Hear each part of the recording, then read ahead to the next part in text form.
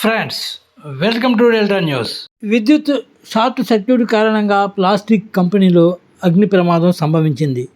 దీనికి సంబంధించి గ్రామస్తులు తెలిపిన వివరాలు ఇలా ఉన్నాయి.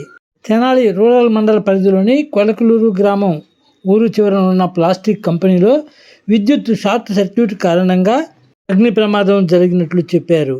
ఈ అగ్ని ప్రమాదంలో వేస్ట్ ప్లాస్టిక్ సుమారుగా 50,000 రూపాయల విలువ కలిగిన ప్లాస్టిక్ కాలి బూడిదైనట్లు తెలిపారు.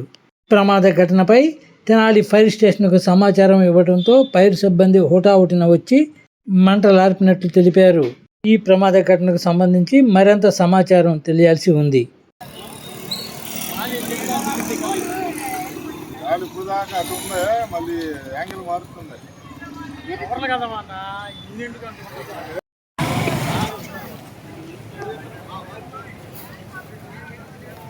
ఫ్రెండ్స్, మేలు జాతి పొట్టేళ్ల కొరకు కింది అడ్రస్ను సంప్రదించండి.